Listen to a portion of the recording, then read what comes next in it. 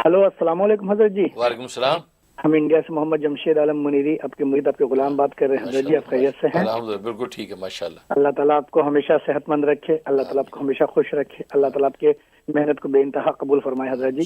حضرت جی میرا ایک سوال ہے حضرت جی کہ آپ کسی کالر کو حضرت جی نبی کریم صلی اللہ علیہ وسلم کا بتایا ہوا عمل فقر و فاقہ کے لیے 5 صورت کا حضرت جی بتائے تھے، قل اعوذ برب الناس، قل اعوذ برب الفلق، قل هو اللہ احد، اور قل یا کافرون، اور اذا جاء نصر اللہ۔ حضرت جی ہر بار بسم اللہ ملا کے پڑھنا ہے، تو حضرت جی اس کی اجازت چاہیے، اور حضرت جی وہ آپ پڑھنے کے لیے بتائے ہیں کہ اپنے اسٹور یا دکان میں جانے وقت پڑھنا ہے، پھر شام میں آنے کے وقت پڑھنا ہے۔ تو اگر کوئی دکان نہیں مطلب اس کے ہے حضرت جی، یا بھی جاب پہ نہیں ہے، گھر پہ ہے، تو اس کو کیسے کرے حضرت جی؟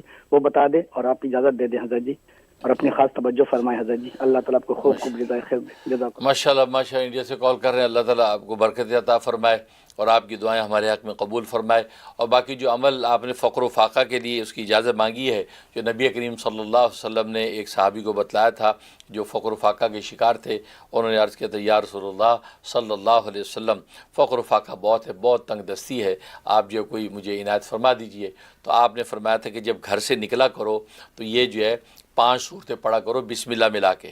سب سے پہلے بسم اللہ پڑھ کے قل یا ایھا الکافرون پڑھنی ہے، پھر بسم اللہ پڑھ کے اذا جاء نصر اللہ پڑھنی ہے، پھر بسم اللہ پڑھ کے قل هو اللہ پڑھنی ہے، پھر بسم اللہ پڑھ کے سورہ فلق، پھر بسم اللہ پڑھ کے سورہ ناس۔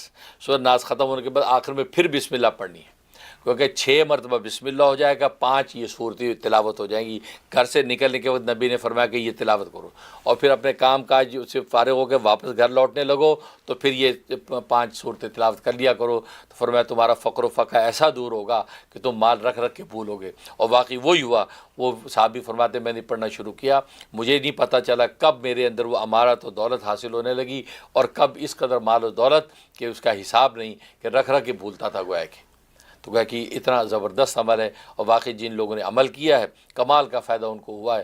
تو بالکل آپ یہ اس پہ عمل کریں، جن کی دکان دفتر ہے وہ اس پہ عمل کریں اس طریقے سے۔ اب رہا سوال، آپ نے کہا کہ میری کوئی دکان دفتر نہیں ہے، اب اس کا یہ طریقہ ہے کہ اگر آپ ویسے گھر سے نکلتے ہیں، مطلب جاب ڈھونڈنے کے لیے، کاروبار کے لیے، کسی مقصد کے نکلتے ہیں، تو پڑھ کے نکلیں، جب گھر واپس لوٹنے لگے تو پڑھتے واپس آ جائیں۔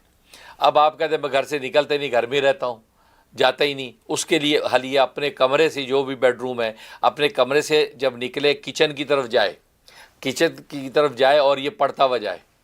پڑھ کے کچن میں پہنچا، کچن میں تھوڑی دیر اپنا جو بھی چیز لی دی، نہیں لی تو تھوڑی دیر وہاں، اتنی دیر وہاں ٹھہرے کہ جتنی دیر میں تیسرا کلمہ 3 دفعہ پڑھا جا سکتا ہے، تو 3 دفعہ تیسرا کلمہ پڑھ لے، وہاں کھڑا رہے۔ اس کے بعد اب وہاں سے پھر لوٹے اپنے کمرے کی طرف، یا بیڈ روم یا ڈرائنگ روم کی طرف، یا اپنی لائبریری کی طرف، اور اس وقت یہ پڑھتا ہوا واپس آئے۔